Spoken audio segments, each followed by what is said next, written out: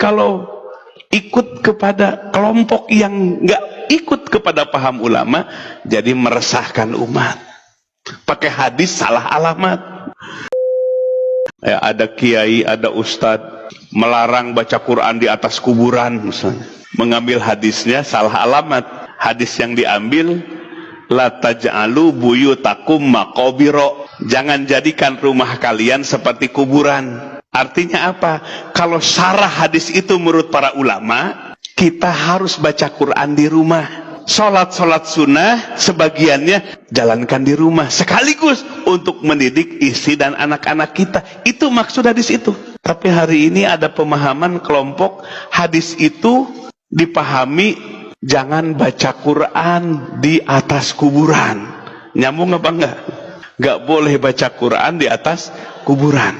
Ya, kalau kuburan kucing mah nggak usah dah. Kuburan orang.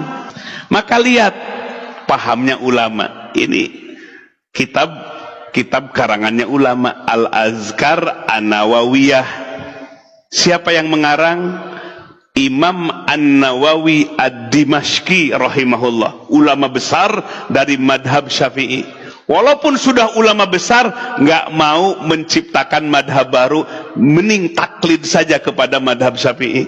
Imam As-Suyuti, ulama besar di madhab Syafi'i, karangannya 500 lebih karangan kitabnya. Imam As-Suyuti ngarang lebih dari 500 kitab, disiplin ilmu. Termasuk Imam An-Nawawi.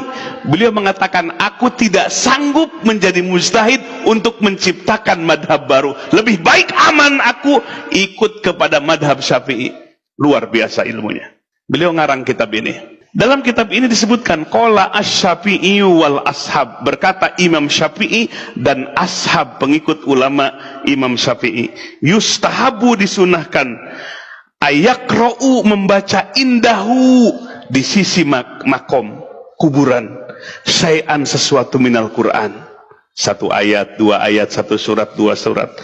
Qalu, bahkan ashab berkata, fa in khotamu al-Quran, apabila menghafalkan, menyelesaikan baca Quran, selesai di atas kuburan, kana hasanan, lebih baik. Jadi baca Quran di atas kuburan sunnah apa bid'ah? Sunnah. Kata siapa? Pemahamannya para ulama.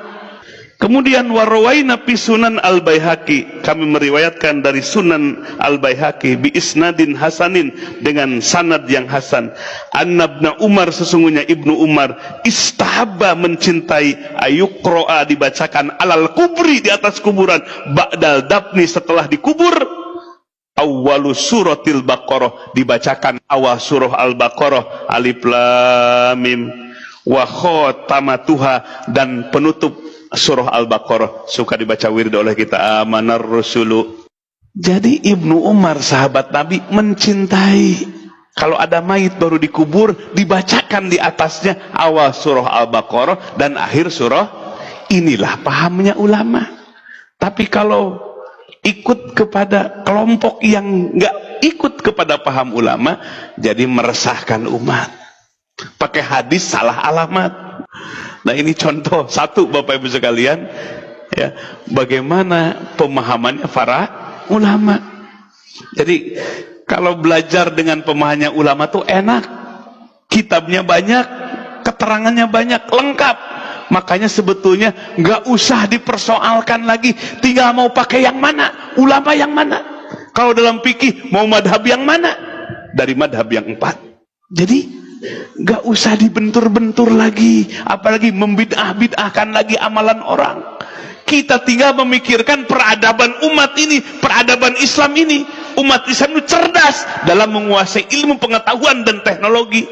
Sebagai apa? Perangkat supaya agama kita maju, agama kita kuat. Umat ini menjadi mulia karena menguasai ilmu pengetahuan dan teknologi. Jangan pisahkan urusan agama dengan urusan dunia. Jangan pisahkan agama dengan ilmu pengetahuan umum. Saling menguatkan. Itulah pemahaman yang sahih, pemahaman yang benar, apa yang diajarkan oleh Rasulullah sallallahu alaihi wasallam.